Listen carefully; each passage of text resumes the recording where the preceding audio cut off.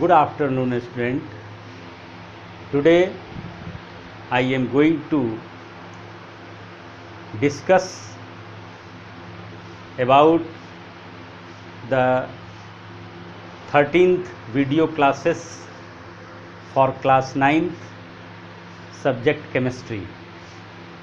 In the last video classes I was taught about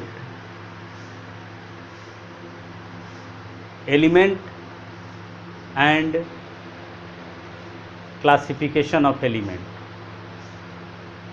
Today I am going to discuss about compound. What is compound? Compound का formation दो या दो से अधिक element के atom के कॉम्बिनेशन से होता है। कंपाउंड का फॉर्मेशन दो या दो से अधिक एलिमेंट के कॉम्बिनेशन से भी हम कह सकते हैं। कंपाउंड का फॉर्मेशन, कंपाउंड क्या है? ये प्योर सब्सटेंस है। Compound is the pure substance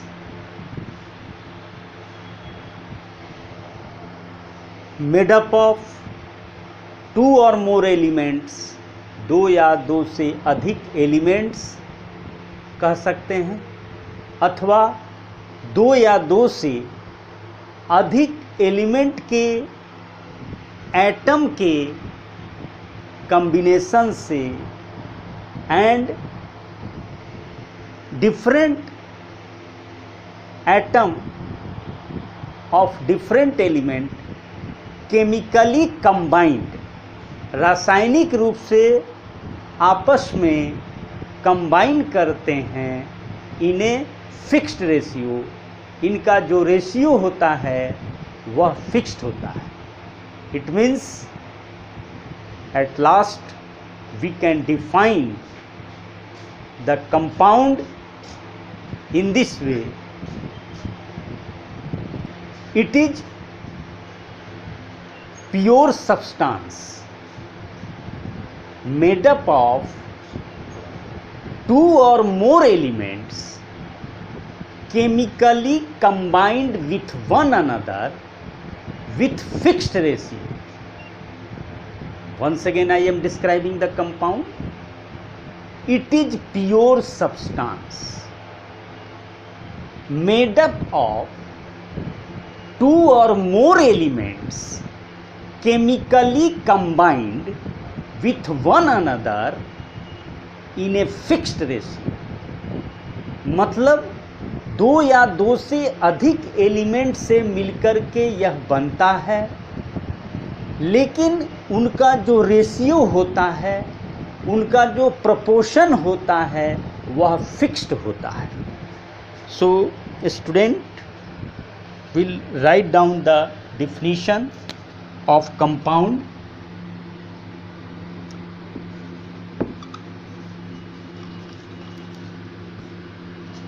it is pure substance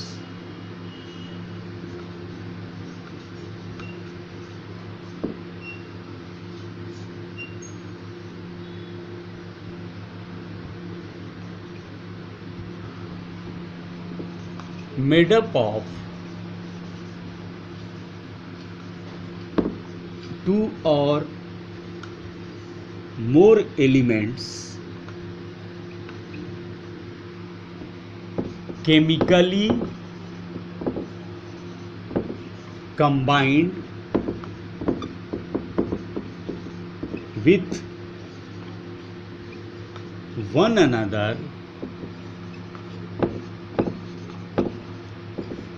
in fixed ratio. Example: water, ammonia gas, carbon dioxide gas,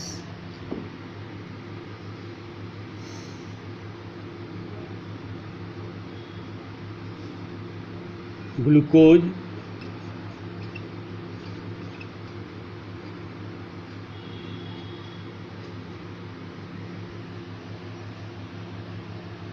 sugar,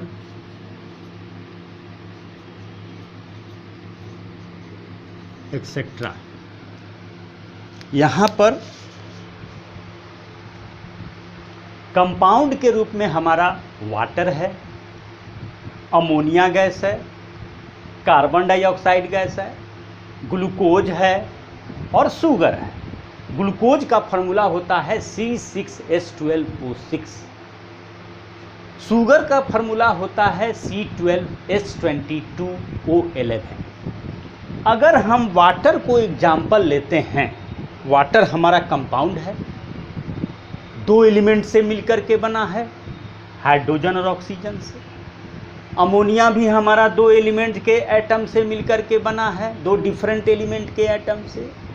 ammonia में नाइट्रोजन एलिमेंट का एक एटम है और हाइड्रोजन का 3 एटम है। तो यहाँ पर अगर वाटर में हम कहें कि what is the ratio of, fixed ratio कहा जा रहा है। इट मीन्स वाटर के एक मॉलिक्यूल बनने में हाइड्रोजन और ऑक्सीजन के बीच के एटम का जो रेशियो है वो क्या है?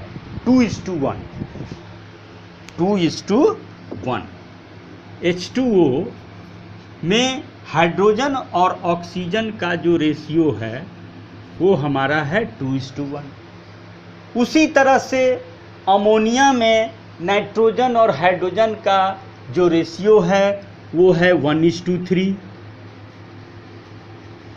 1:3। उसी तरह से हम शुगर को ग्लूकोज को ले लें। ग्लूकोज में कार्बन, हाइड्रोजन और ऑक्सीजन का जो रेशियो है C6H12O6। इसमें 3 एलिमेंट के एटम, ग्लूकोज के निर्माण में 3 एलिमेंट के एटम, कार्बन एलिमेंट के 6 एटम, ग्लूकोज के निर्माण में 3 एलिमेंट के एटम इसमें पार्टिसिपेंट हैं और वह 3 एलिमेंट है हमारा कार्बन, हाइड्रोजन और ऑक्सीजन। तो कार्बन, हाइड्रोजन और ऑक्सीजन का जो रेशियो है वो है हमारा 6:12:6, फिक्स्ड रेशियो 6:12:6। इट मीन्स आपसे पूछा जाए कि what is the ratio of carbon, hydrogen and oxygen in 1 molecule of glucose, तो आप कहेंगे 6:12:6। Similarly what is the ratio of sugar, what is the ratio of carbon, hydrogen and oxygen in sugar, तो आप कहेंगे 12:22:11। तो what is the ratio of carbon, hydrogen and oxygen in sugar? You will say that 12:22:11। Carbon, hydrogen और oxygen का sugar में जो ratio है, चीनी जो कि हम लोग खाते हैं उसका यही फार्मूला होता है C12H22O11। इसमें कार्बन, हाइड्रोजन और ऑक्सीजन का जो रेशियो है वह है 12:22:11। 12:22:11। That is the ratio of sugar. So that is the ratio of carbon, hydrogen and oxygen in ratio. It is the ratio of carbon, hydrogen and oxygen in sugar, 12:22:11. Now I am coming on the type of compound. Compound is further classified into 2 types. Compound को आगे 2 भागों में वर्गीकृत किया गया है। Compound को 2 भागों में बांटा गया है। The first part is inorganic compound and second part is organic compound. It means we can say that compound is further classified into two types. First, inorganic compound and second, organic compound. What is inorganic compound? Those compounds which are obtained from from minerals. We can say that those compounds which are obtained from non-living sources. Non-living sources means minerals और minerals के रूप में, rock के रूप में, Rocky material के रूप में, मिनरल के रूप में इनऑर्गेनिक कंपाउंड प्राप्त होते हैं. It means those compound which are obtained from non living sources such as rocks, minerals. Those compounds, it means we can define inorganic compound in this way. Those compounds which are obtained from non-living sources such as rocks, minerals. For example, sodium chloride,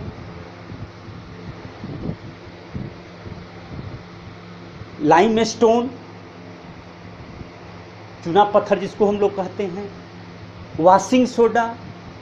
these are the example of inorganic compound. Now the second part is our organic compound. Those compounds which are obtained from plants and element are called organic compound. Those compounds which are obtained from plants and animals, वे यौगिक जो पौधे और जानवरों से प्राप्त किए जाते हैं उसे हम लोग ऑर्गेनिक कंपाउंड कहते हैं. जैसे carbohydrate, proteins, fats, wax etc. Now today my video classes for the topic compound is going to finish. Thank you. धन्यवाद. Bye bye.